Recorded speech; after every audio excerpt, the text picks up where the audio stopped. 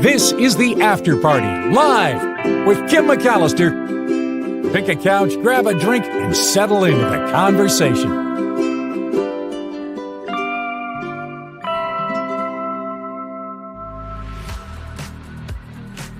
Good afternoon. It is the After Party live on a Trivia Thursday. Huge apologies for my voice. It's going to be stuffed up and it's going to be a little raggedy today, but not much I can do about that. I thought I might have COVID again. That's how bad it is. I was having a hard time. Like, it felt like pressure on my chest, and I thought, uh-oh, here we go. Got a COVID test this morning. I made David test me for COVID. No COVID. So it must just be a cold. And so we're going to push through and work through it. And I'm sure that everything will be fine. So here we go.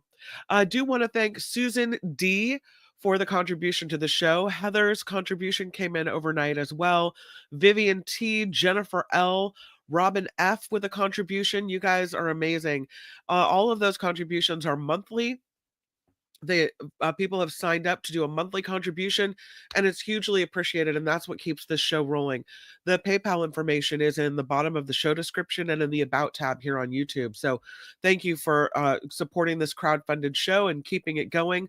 We are non-political. We're just kind of the stories maybe that you don't hear about, because there's so much wacky news, big news, distracting news that sometimes we don't hear about. The health stories, the science stories, the wacky, interesting stories that are amusing. So that's kind of what we do here. Plus, today is Trivia Thursday. So thank you for being here for that. I had a request for history trivia today. So that is the category. We'll do some trivia regarding history today. And thank you to everyone who sent in suggestions. I really appreciate it.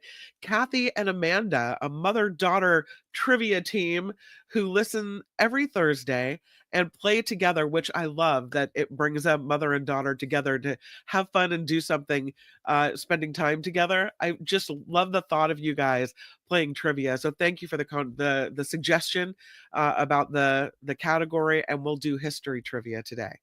But before we do that, let's jump into some of these other stories I have prepared for you. One of them is about this Paddington Bear statue. It was stolen in the UK.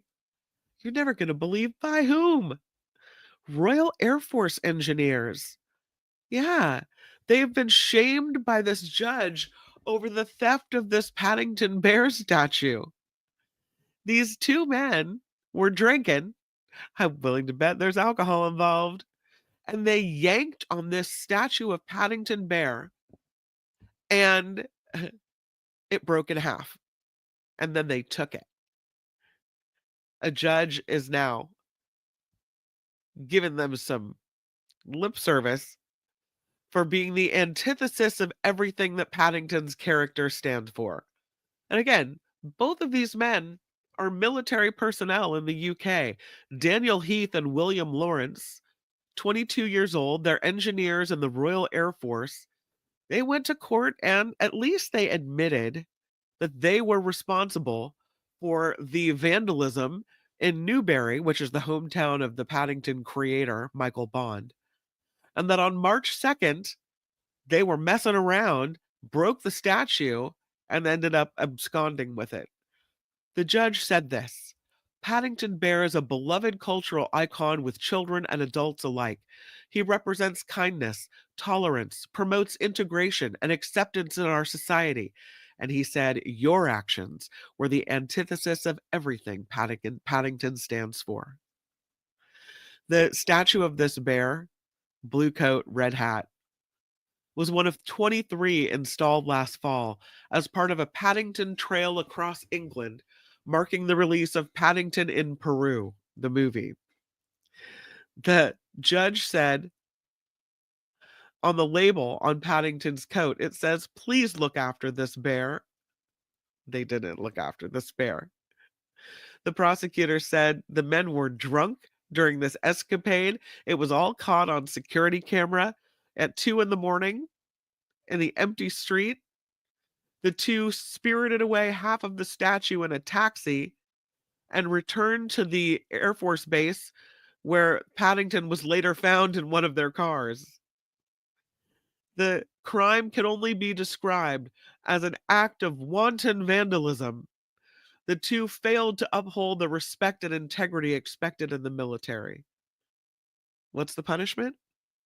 They admitted to criminal damage, and they've both been ordered to perform community service and pay each of them $3,500 for repairs to this damaged statue.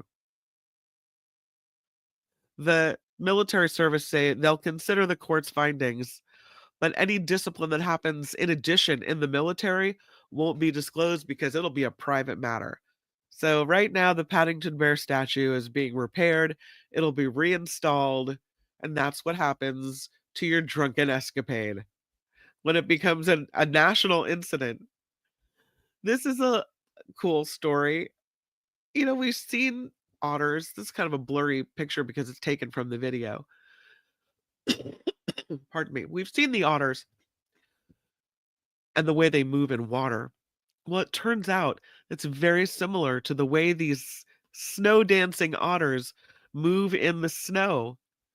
These two river otters, Louis and Ophelia, got out of this zoo in Wisconsin, and it happened during a winter storm.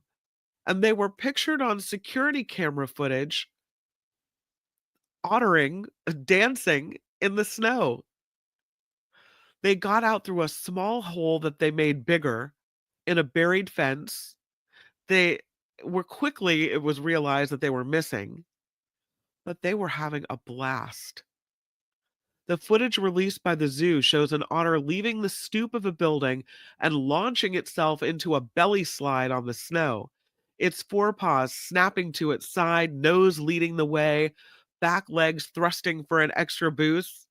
It's the undeniable bounce, bounce, slide of the otter.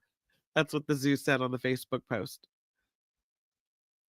The two otters, Louis and Ophelia, are expected to stay close, even though they're still out there in the snow, because they're very territorial creatures.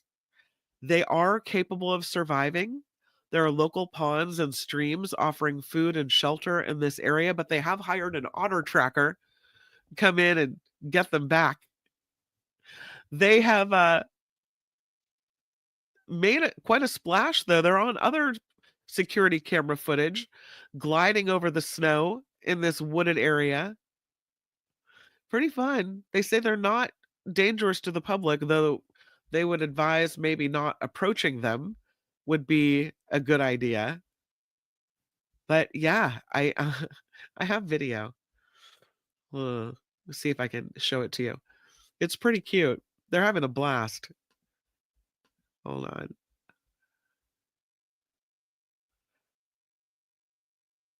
Okay. Here it is. I have it for you. Sorry, it takes me a minute, especially today. Here's the video of these guys. Look at the way they move in the snow. I mean, they're just having so much fun. Yeah. Well, there's one of them at least. So, here they go. Sliding. They call it otter dancing. It's so interesting they move in the snow just like they move in water. Anyway, so there you go. Here it comes again. Slip sliding, slip sliding. So, otters in the snow. Who knew that was a thing? But apparently it is. Here is we're going to church now on the After Party Live. Yeah. This is about a wafer. The kind that you get when you're going through communion, right? It happened at a Catholic church in Indiana. There was some red marks found on a wafer. And people thought it was some kind of a miracle. Maybe an apparition or some kind of miracle that this red dots would appear on this wafer. People were thinking, "Oh, look at that. It's something from above. It's a message from above." The discovery at St. Anthony of Padua Catholic Church in Morris, Indiana, was so unusual that they decided to have it inspected. It wasn't a miracle, it was fungus.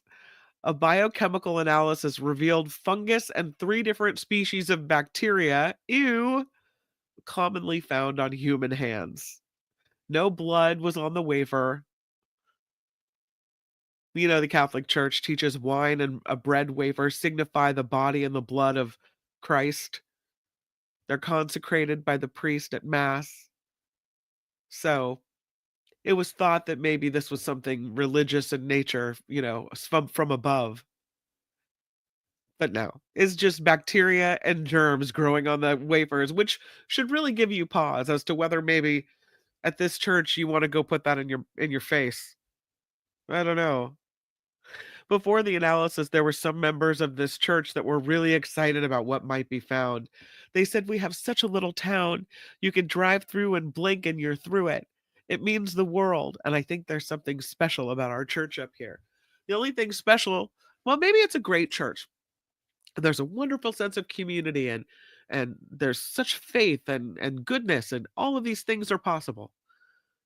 But I would argue your priest needs to wash his hands, and we need to have a little more sanitary concern for people, or this little town is going to get a lot smaller because people are going to get a lot sicker. So, you know, that's what we got there. How about the case of the missing Corvettes? We'll do this story for Dillette. 8 brand new Corvettes went missing from the Kentucky car plant in which they were made. Thankfully, they've all been found, but thieves took 8 Corvettes from the factory. They were taken from the GM Bowling Green assembly plant in southern Kentucky. They've been making cars here since the 1980s. The cars were valued at $1.2 million. It was quite the caper. The thieves cut a fence at the plant to get these cars out. You'd have to cut quite a big hole. There was a man that was arrested and charged with the theft of 3 of these cars. He said if he would have made it back to Michigan, he would have been paid big, but he didn't. The first car was found Saturday when a woman at an apartment complex in Bowling Green called police to say she saw a man park a new Corvette with stickers on it at the apartment complex and then walk away. The police contacted the manager of the assembly plant who checked the inventory and reported 8 Corvettes were missing. They later located 4 more Corvettes at different locations. Pardon me. The last 3 found after officers received a call from a transport driver who said he was asked to come to a location to pick up an older model Corvette to transport it to Michigan. When the driver arrived, he saw 3 new 2025 Corvettes and told police the 2 men trying to move them were in an awful hurry. He said he saw some damage on the bottom of the cars, and he said the whole transaction was just too weird.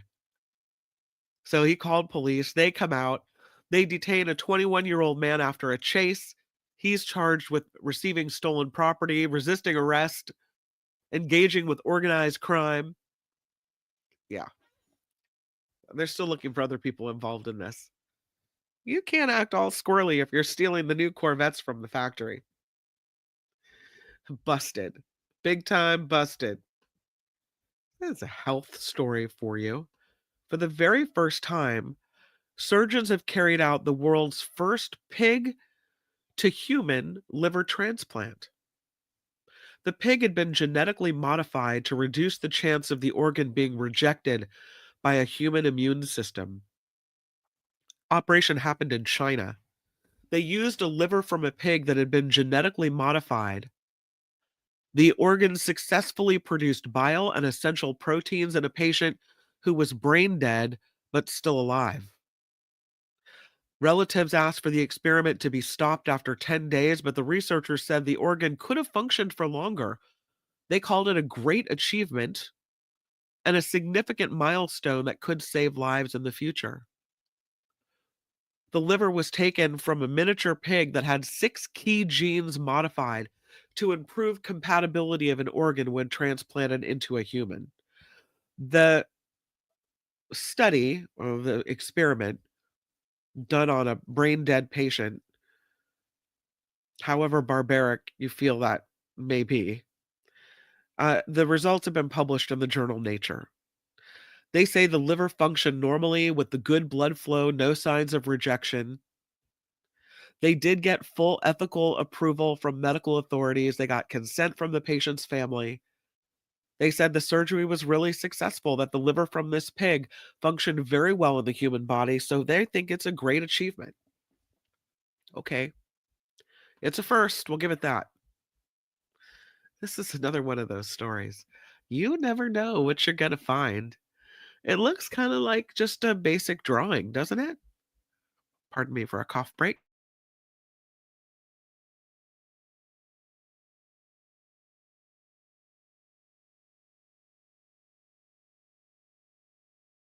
Pardon me. It looks just kind of like a human form drawing. Maybe you wouldn't know what you were looking at unless you had some kind of art background. This drawing, someone bought it for 12 bucks in Pennsylvania at a collector's auction. And then she took another look at it and thought, this might be a little more valuable than originally thought. This might be a Renoir.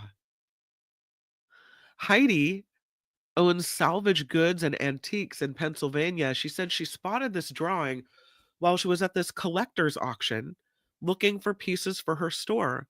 She said, I didn't know what it was. I just knew that I wanted it. It stood out to her as something special. So she bought it for 12 bucks.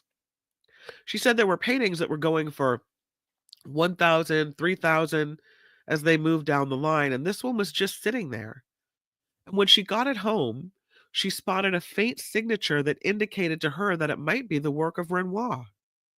She said it appears to be a portrait of the artist's wife, Aline Cherigot.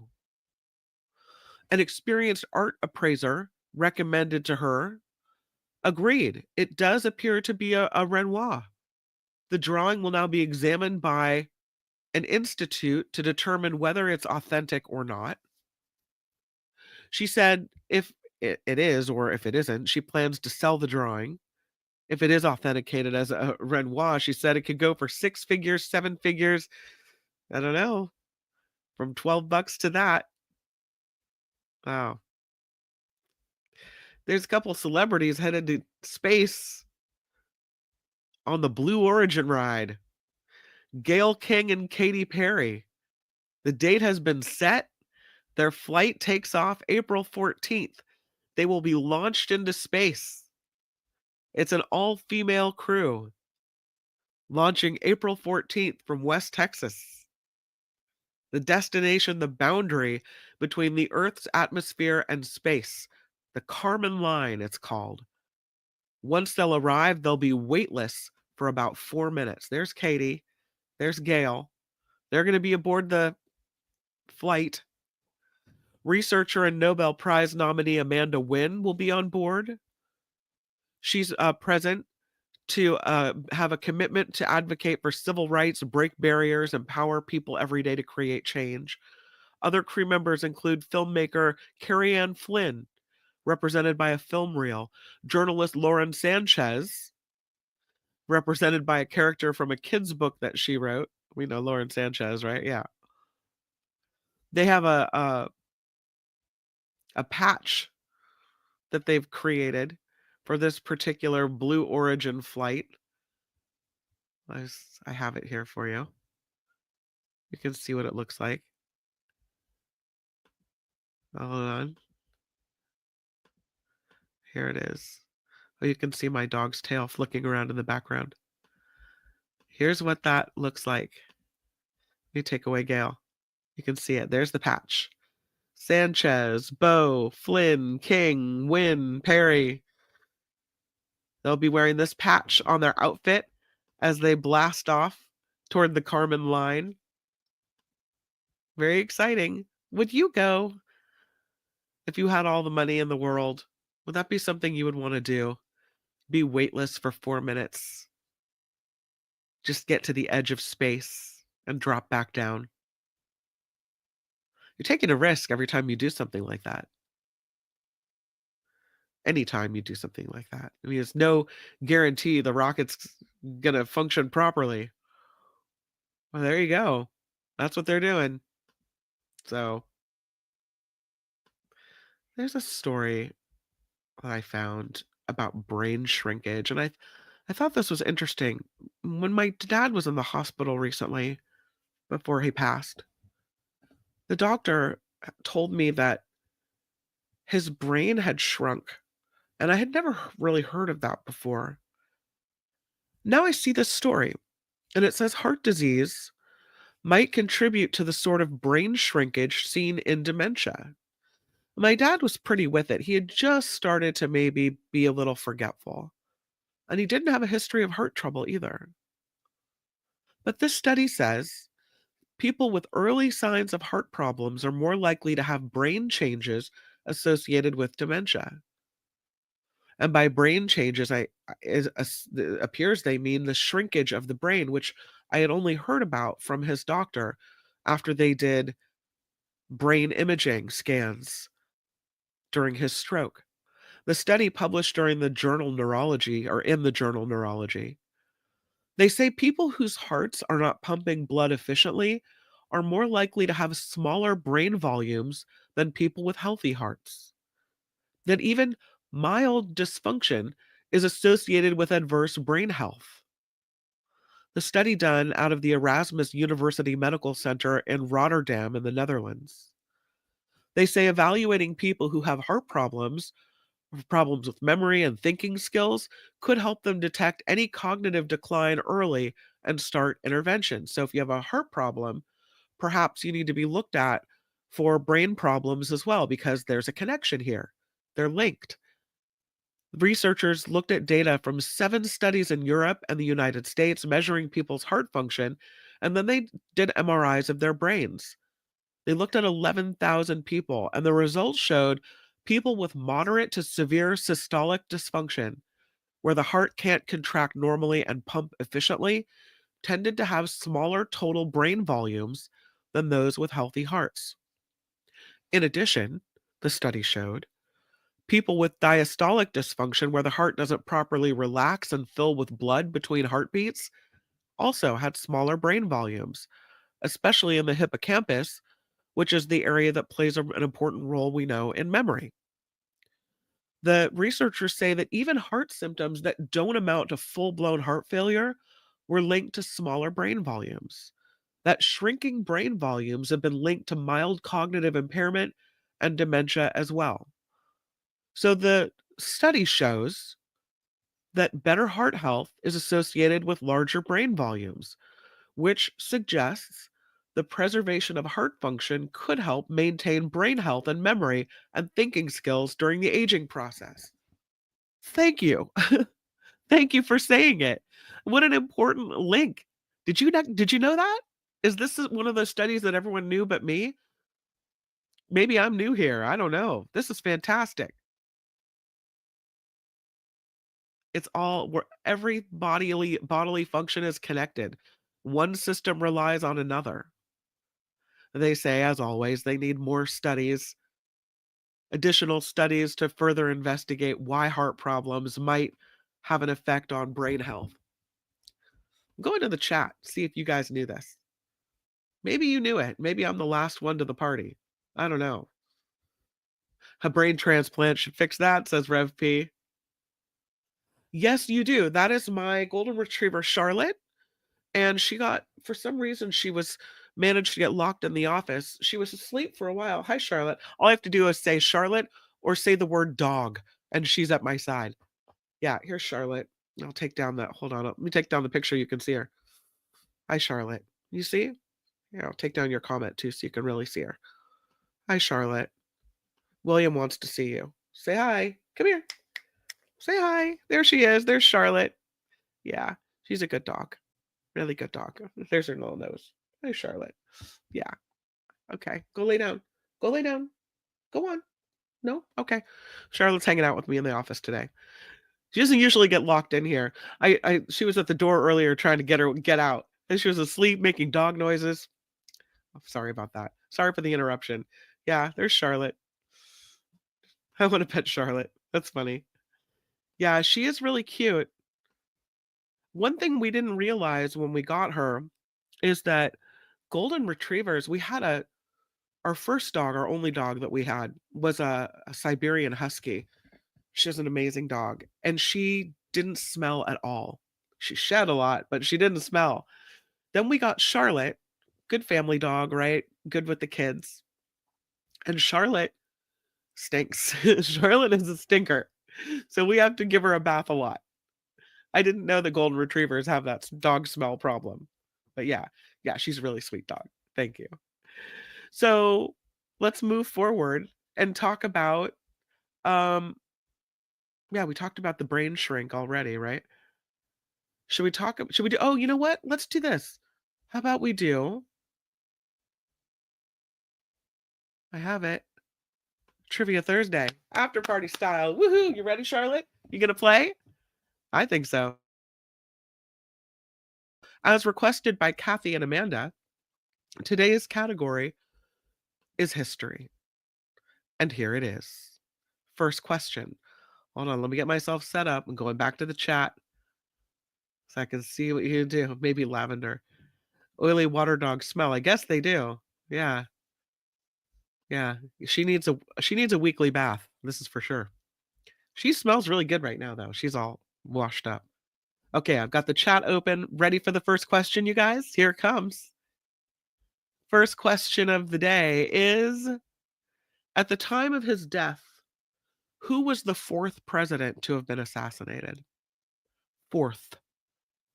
At the time of his death, who was the fourth president to have been assassinated? Mm. Yeah, Uncle Jim has it. It is oh, you know what? It looks like Uncle Jim is one of many who has it. JFK, says Vanessa, who was first to the punch, at least on my screen. Yes, Cameo has it. SJ Lola. Uncle Jim has it. William has it. Cindy, the Lady Beatrice, Sandy, Rev P, Blue Spark has it.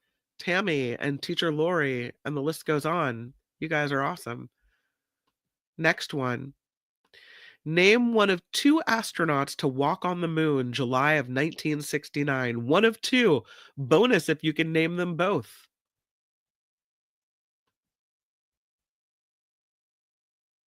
One of two astronauts to walk on the moon, 1969. Uncle Jim for the win. It is Armstrong and Aldrin. Yes, Uncle Jim has both. SJ Lola's got one. JT has one. Tammy has one. Donald, Sandy, Trevor, Vanessa's on it. Walnut Creek is strong. Nancy V for the win. Mama's got it. Armstrong, says SF Tesla. Eileen has it. Well done. Next one. The 26th Amendment to the Constitution prohibits the federal government from using this as a reason for denying the right to vote. The 26th Amendment to the Constitution prohibits the federal government from using this as a reason for denying the right to vote.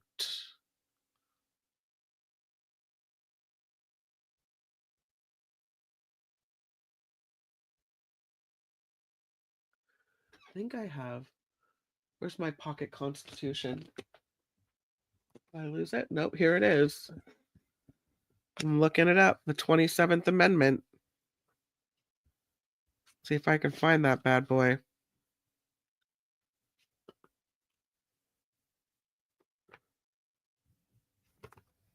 You say sex, race, race, race, race, race, race. A lot of races, a lot of sexes, a lot of ethnicities, gender. The answer is age. You cannot deny someone the right to vote because of their age, which is interesting because if you're too young, you can be denied the right to vote.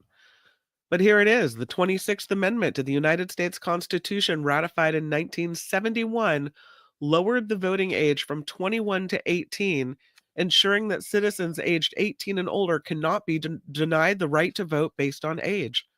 The change largely influenced by the Vietnam War, where young men could be drafted to fight, but were not allowed to vote. Age would be the answer there. Did Cameo get it? I didn't see it. Oh, Cameo did have it. It was age. Yeah. All right. Well done. Next one. March 23rd, 1983. President Reagan introduced a program that was proposed to protect the United States from ballistic strategic nuclear weapons. What was the program called? And you get a bonus if you know what it was nicknamed. Again, the program was to protect the U.S. from ballistic strategic nuclear weapons. What was the program called? Bonus if you know the nickname. Go into the chat. I hope this one wasn't too hard. No, I don't think it was too hard. Look at you guys. Yeah. Uncle Jim has it. It's the STI. The Strategic Defense Initiative was the official name, but as William says, it was called Star Wars. Trevor has Star Wars. Cameo has Star Wars. Vanessa has Star Wars. You guys all get the bonus. Rev P says Star Wars. Donald, Uncle Jim. Yeah. Nullifidian, Ren, Jennifer L, Chris from Menlo, Lady Beatrice, Mama, Walnut, Teacher, Mo. Phineas says SDI. That's correct. Star Wars, says the Lady Beatrice, in all caps. Are you yelling at me, the Lady Beatrice? I've had to, by the way, and that's okay, but I've had to delete so many comments on the Mark Thompson show with the all caps thing lately. I don't know if you guys think that's relevant or warranted or not. Strategic Defense Initiative. The Chrome Dome, says Josh. I hope you didn't lose sound. Oh no. I'm not muted. And I'm in, so hopefully you guys can hear me. All right, next question. I'll take that off. Let me know if you cannot hear me. I guess if I don't get any answers to this question, I'll know. Operation Desert Shield and Operation Desert Storm were the two phases of this armed conflict between Iraq and a 42-country coalition led by the United States. It was called what? Operation Desert Shield and Operation Desert Storm, two phases of this armed conflict between Iraq and a 42-country coalition led by the United States. It was called what? We can hear. Excellent. Okay. Liz says audio's fine. Right on. Operation Iraqi Freedom. It was called the Gulf War. Rev has it. It's the Gulf War. Sandy also has it. The Gulf War. That was the official name of that one. Yeah, Cranky Charcoal has it. Gulf War. Phineas with the right answer of the day. A cluster based on lies. Yep. But technically, it was called the Gulf War. SF Tesla as well. Phineas as well. The Gulf War. Yeah. Man. I'll never forget watching those bombs get dropped for the first time. With the world watching, in 1986, this space shuttle exploded before ever leaving the atmosphere, killing all 7 crew members, including a school teacher. What was the name of that space shuttle? What was the name of that space shuttle? Yeah, it was the Challenger is correct. Let me scroll back to see who had it first. It was Uncle Jim with Challenger, Phineas with Challenger, Ren has Challenger, Sandy has Challenger, Vanessa and Tammy. Yeah, that was really sad, JT. Really sad. Nullifidian has Challenger, Josh, Mama, Jennifer, Trevor, Lady Beatrice, Chris from Menlo, William, Linda. You guys got it. Thank you. David, if you're listening, can you come get the dog out of the office because she really wants to leave? Okay. Next question. What was the name of the oil rig that exploded in the Gulf of Mexico in 2010, spilling millions of gallons of oil into the sea? It had become the worst spill in U.S. history. The name of the oil rig that exploded in the Gulf of Mexico in 2010. What was the name of that rig?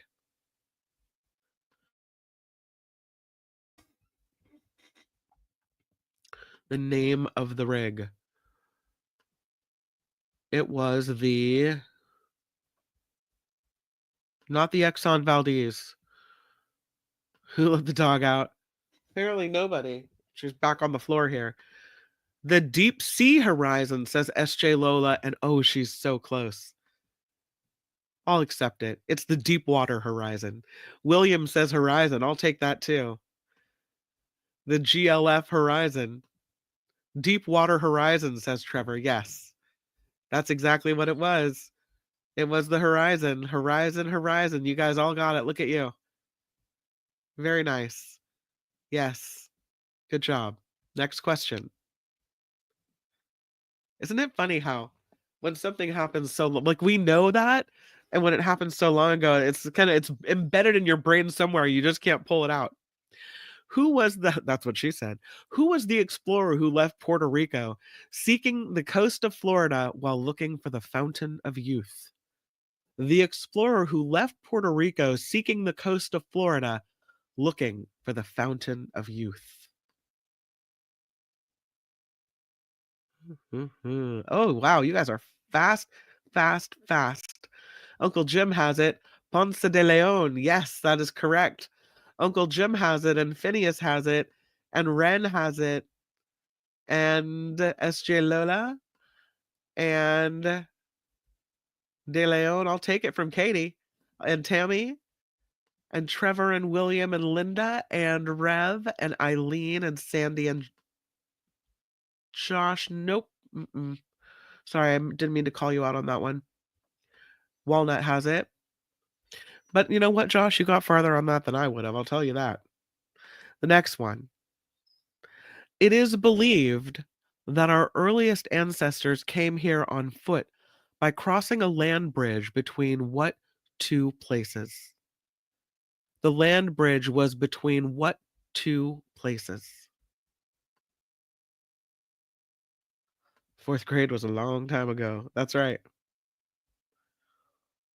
The answer is between Asia and Alaska. SJ Lola slams it down, takes the trophy.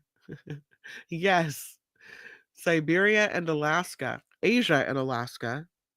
Russia and Alaska. Russia, Alaska. Alaska, Russia.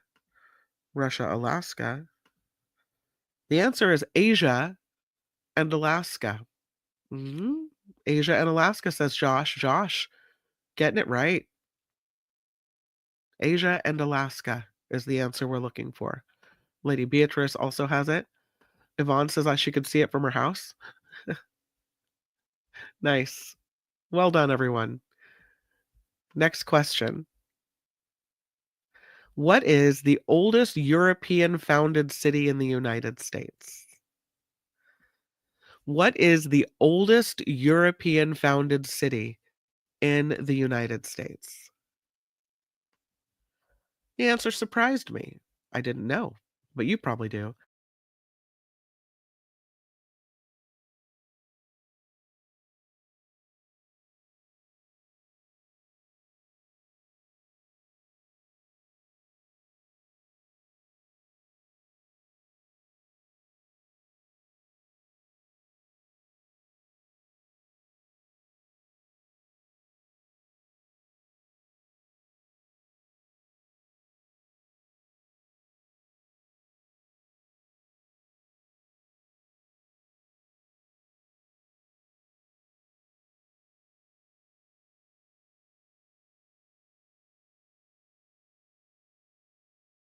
Did I mute myself? I'm sorry. Yeah, St. Augustine, Florida. Sorry. It was a long-term cough break. I was muted. You're very correct. My apologies. Yeah. Hopefully you have sound again, right? Okay.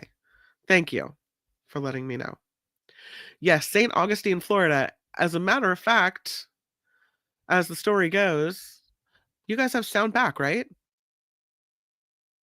Hopefully. Okay, good. I should be unmuted and added to the program, and everything should be okay now. But as the story goes, St. Augustine, Florida, was founded in 1565 by Don Pedro Menendez de Aviles of Spain. 1565, St. Augustine, Florida. Yes, I'm back. Thank you.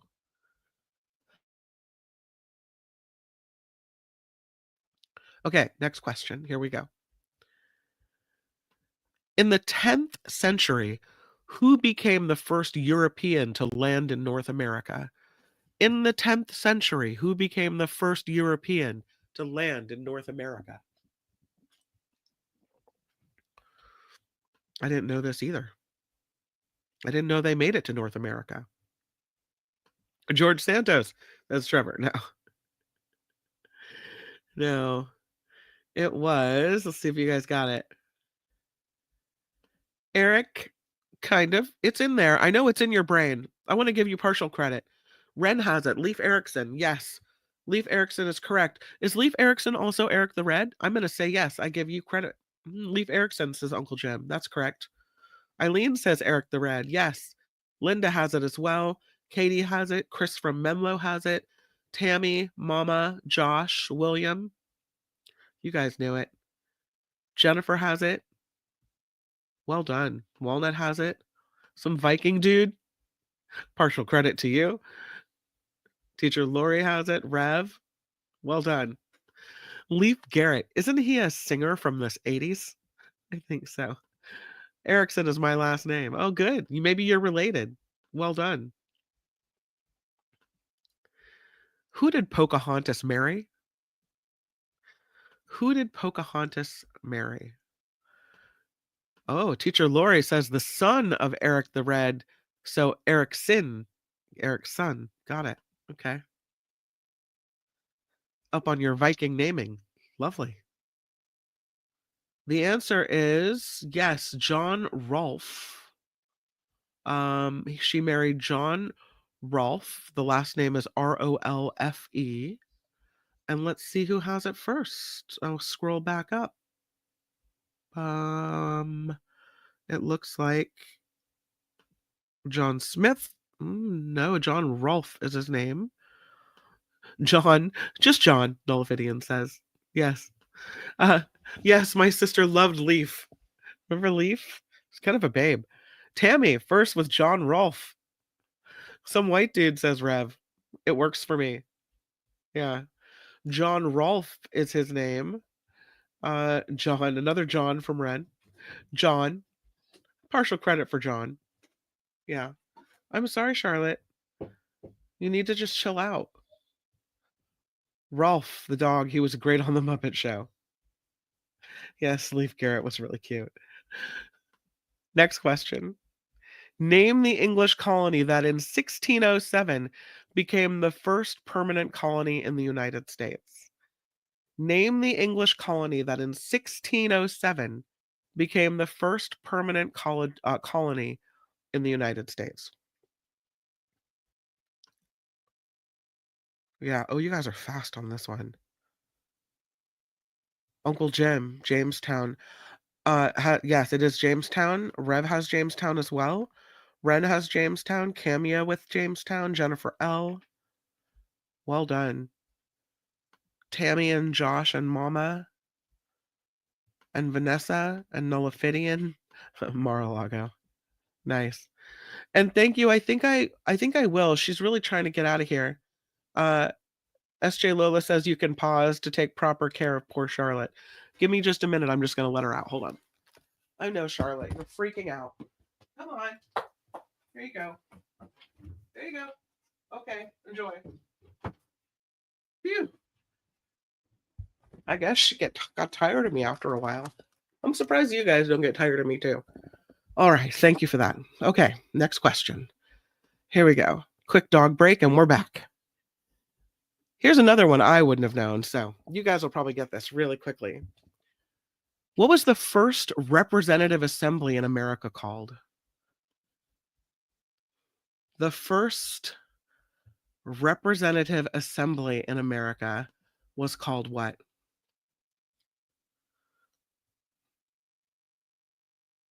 We learned from Hamilton.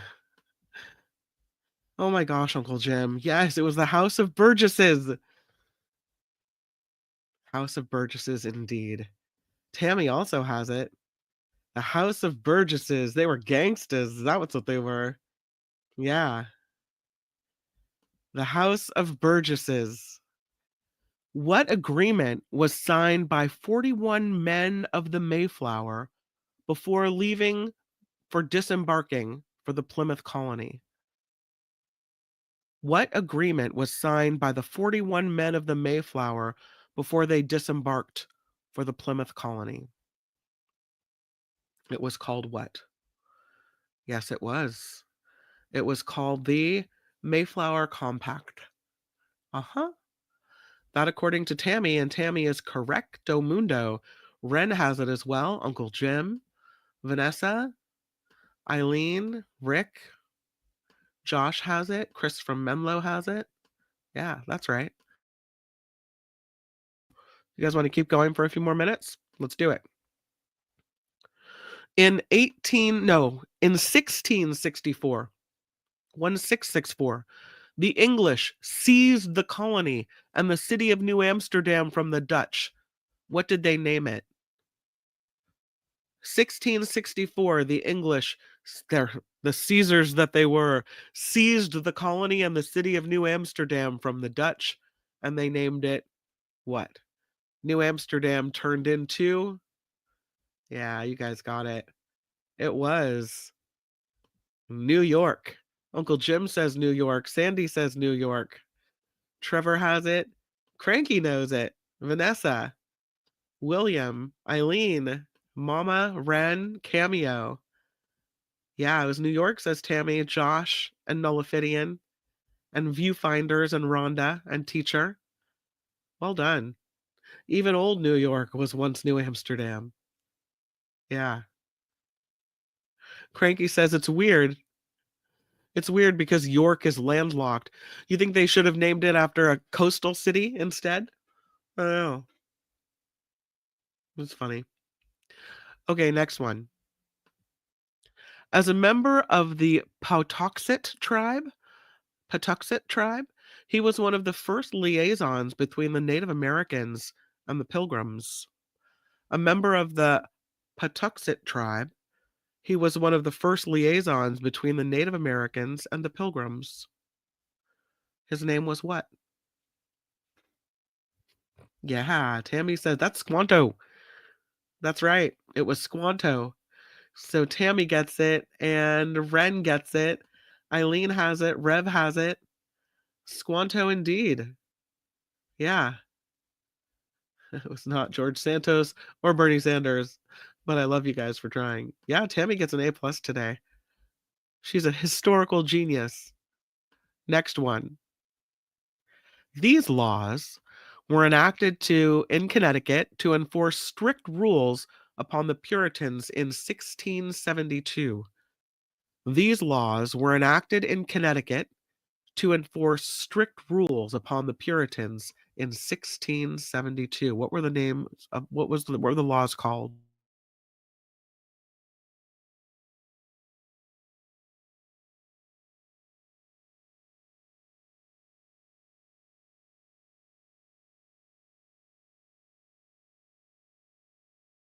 Sorry, that was a nose blowing break.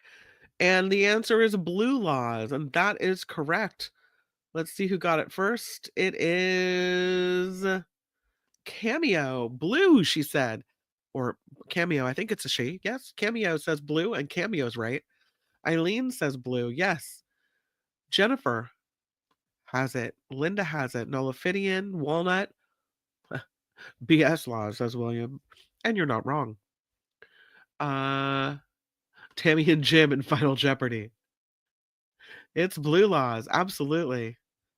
You guys are so smart. Okay, here's the next one. Interestingly, Jacob, I would have known this because Jacob is studying this in school. Had to write a little paragraph about it.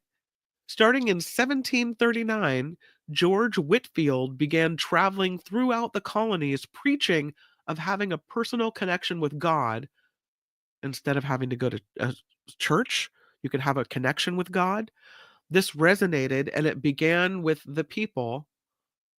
And what was it called?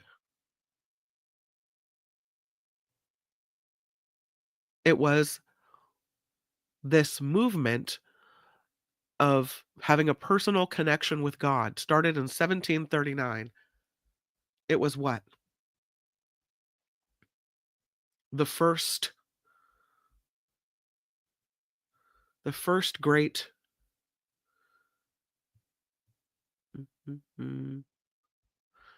revival, Baptist, evangelism, revival, shaker.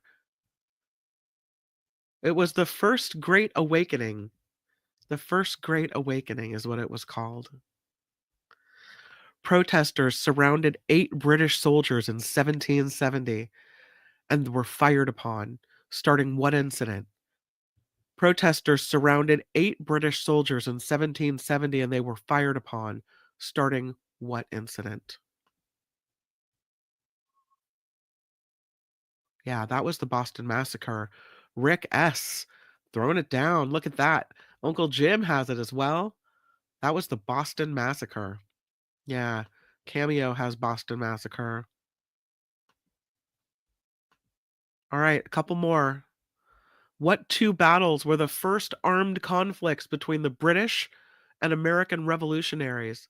What 2 battles were the first armed conflicts between the British and American revolutionaries?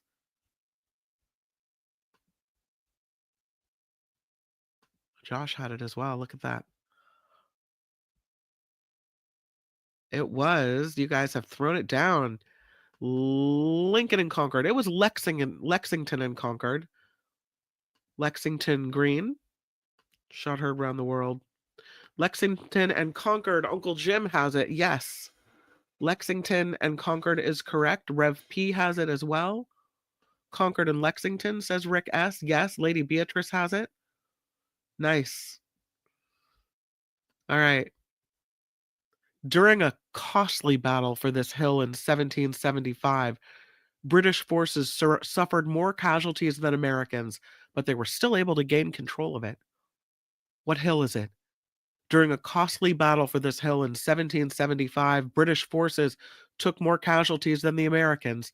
They still were able to gain control. What hill? Yeah, it was Bunker Hill. That's right. Looks like Rick S. Yeah, Bunker Hill, he says. He's right. Rev P has Bunker. Cameo, Ren, SJ Lola, Jennifer, Linda. Sorry for not pushing the mute button. Hold on for a second. Okay, much better. I don't want to cough in your ear. Linda says Bunker. Tammy, SF Tesla, Eileen has it. Nullifidian, Sandy, JT throwing it down. Vanessa's in with it. Benny Hill. No. Archie Bunker Hill. Bunker Hill. Yeah, Bunker Hill, says Debbie. All right, next one. We're coming to the end. Because of the Americans' victory at Saratoga, this country changed the course of the Revolutionary War by forming an alliance with America. Because of the Americans' victory at Saratoga, this country changed the course of the Revolutionary War by forming an alliance with America. Yes, Rick says, is France, and Rick is correct. Rev is also correct, as is Uncle Jim, Nullifidian, Ren, Vanessa, Tammy, Eileen, Linda, Sandy, SJ. Filthy. Is that the way you say France in the UK? I'll take it. Well done. The surrender of 7,500 British troops, commonly known as the surrender at Yorktown, effectively marked the end of what? The surrender of 7,500 British troops commonly called the surrender at Yorktown, effectively marked the end of what? Yeah, the Revolutionary War, says Trevor Starr in Hollywood, and he's correct and fast. Ren has it. Uncle Jim has it too. Nullifidian, Rev. Yeah, it was autocorrect. Honest. I don't know if I believe you, Cranky. Linda has it. Tammy has it. SJ has it. Well done. Chris from Menlo Park. Love it. Yeah. Vanessa and Eileen and Jennifer and Mama. I think Mama has it. Yeah. Good job. Okay, here's another one for you. The British. Hi, Cranky. The British officially accepted defeat and recognized the United States of America's independence by signing what? The British officially accepted defeat and recognized the United States of America's independence by signing what?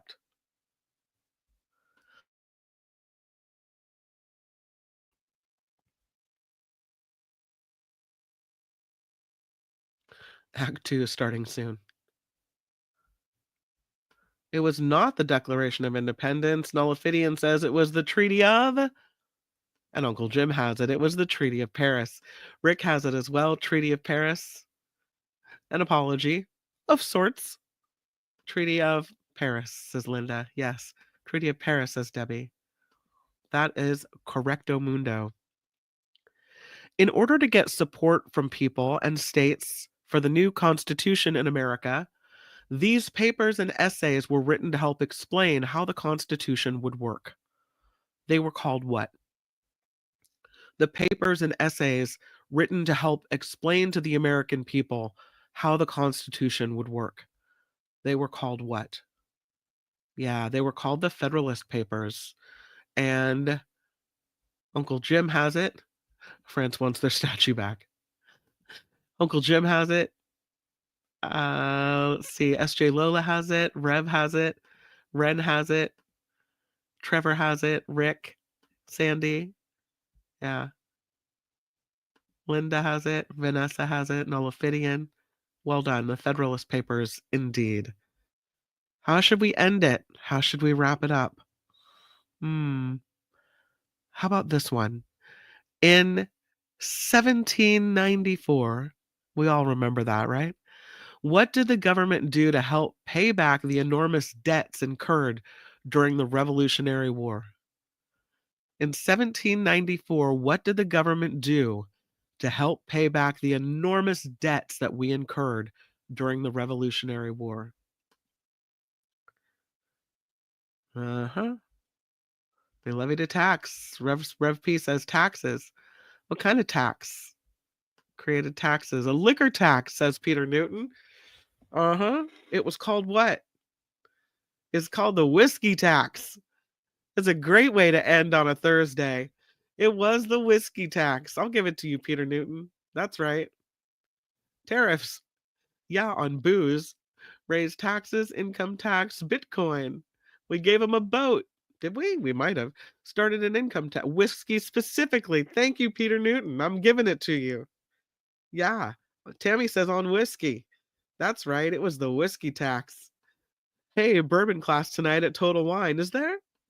Cheers, says Yvonne Beach Bonnie. Yeah, it was a whiskey tax. That's how we paid for the Revolutionary War. I guess we drank enough to pay it back. Man. And this leads me to let you know that it is Thursday, and at 5 p.m., the Nikki Maduro show involving cocktails, mocktails, if you will, and politics happens at 5 p.m.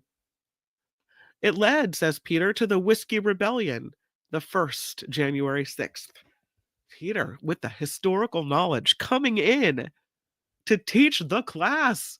Peter Newton. If there was a prize for Trivia Thursday, Peter, I would be giving it to you today.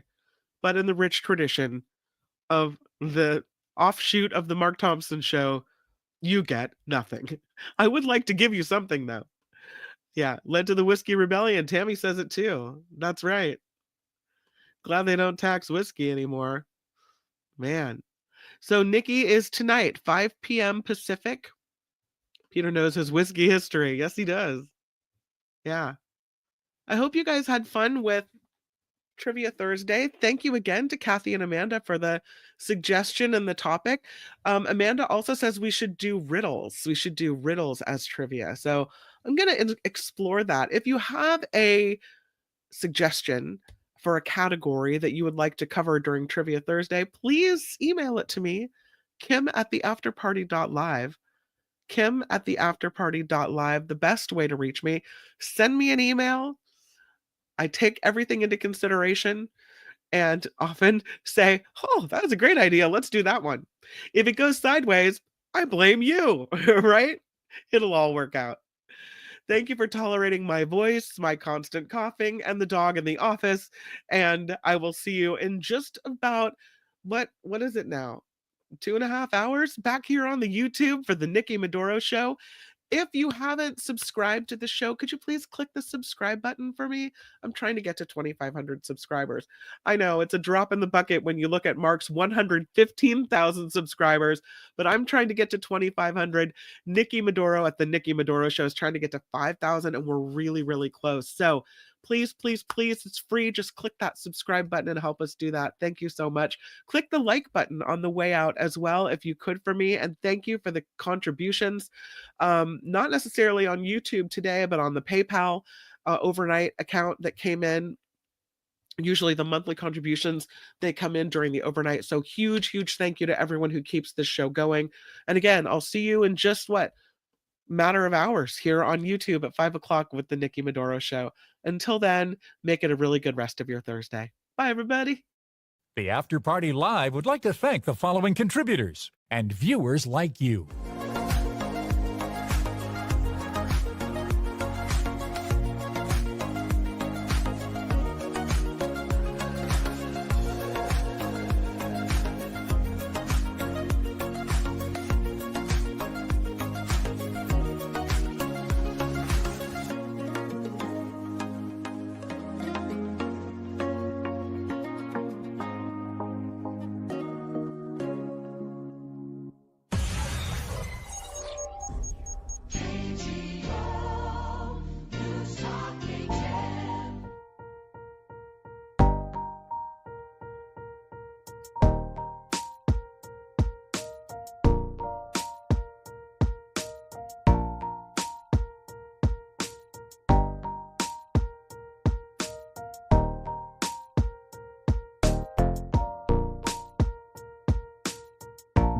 That's right, Kimmy.